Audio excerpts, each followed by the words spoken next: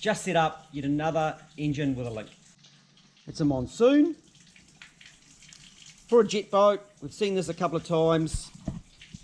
Individual coils on the V8, so semi-sequential on the injectors, and individual coils that have wired wasted spark. Simple, it's nice, we understand that bit. Something really important, and I recommend this every ECU install, is to check the base timing. Even if you're working on base numbers that you've always used and you've used before, I still always check the base timing without fail. When we had leads, we could clip the timing light on, no problem there. Some bugger fitting coils, not so easy. Let's go through the setup, check a few things, and check that timing. So the first thing we're going to do is communicate with the link. There we go. Excellent. I'm going to do my normal setup stuff. Map sensor calibration. Yes, I do. That's done. And I want to calibrate the TPS. All the way open. Okay. Now we're going to look in here. We go down to triggers. Trigger setup. 1UZFE VVTI. Yeah, that sounds about right. That's not a VVTI. That for those of you that have been paying attention, you know that I've thrown out the 12-tooth wheel and fitted the VVTI wheel. So that's why it is now on VVTI. And that there happens to be the part number of that pulley. It would run the 12-tooth just fine. I wanted to run semi-sequential, so I still have fitted the left-hand cam sensor. That is still there, because I did want that semi-sequential. I'm not going to give away horsepower if I don't have to. So, setting the timing. So we connect the timing light, power and earth, slip the cover off, lift out the coil and slide in the slightly modified lead.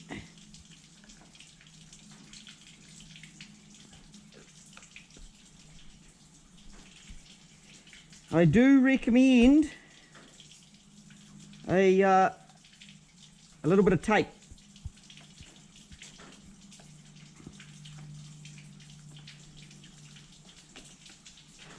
I tend to be allergic to electricity at those levels.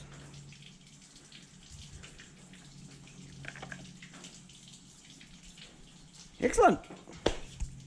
Then we can clip our timing light on the correct way. I really get a feeling there's a water leak around here. I think there's a water leak out my exhaust. Maybe it's got a blow in a head gasket. That's it. That's a bit of jet boat humour. Key on.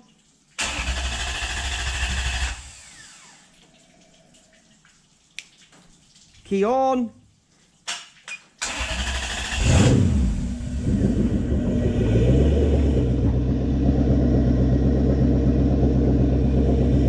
And we have a timing line flashing. So if we go down here,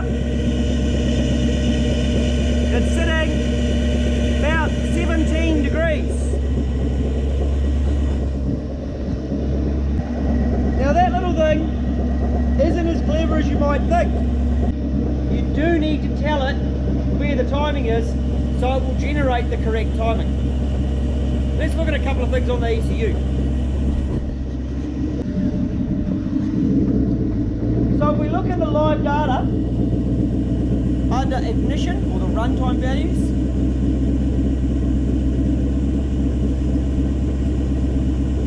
this will be the timing that the ECU is generating.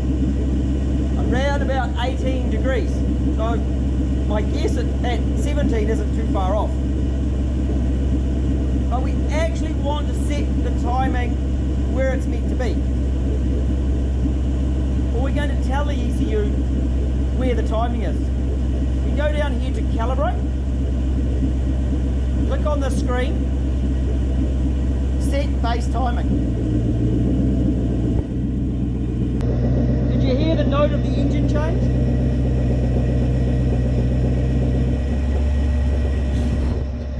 Listen to that again.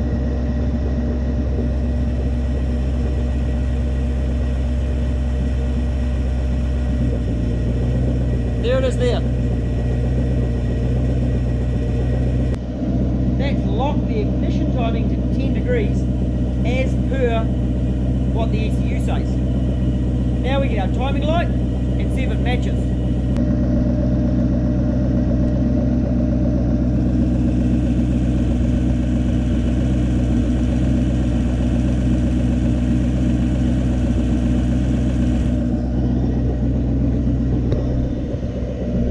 That's actually bang on where it should be. I'm going to give the engine a rev with it locked. Watch what happens there.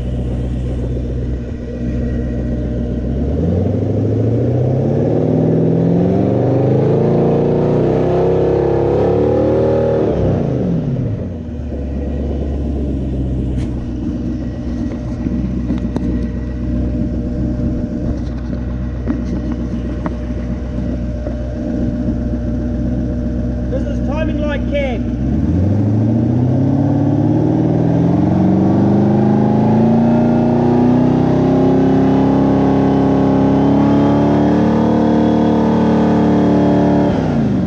Notice how the timing doesn't change? The ECU has in fact locked it. At this point I can change that 234 degree number so the timing does match. Then we push done. It actually already matches. So what we have is we have the non-VVTi works exactly on the VVTi settings. No need to adjust, no need to calibrate when running individual coils. They just work. With the timing set correctly, we know that we've got the cam and crank angle sensors in the correct places, because if we put them around the other way, it would give trouble. And it's just real peace of mind. As I said, every ECU that's installed, I check the base timing on, regardless of how hard it is or whether I've run that tune 1,000 times. I still always check that base timing when the boom is installed in the car. Very, very important. So I hope that was helpful. We'll talk to you again soon. Catch you later.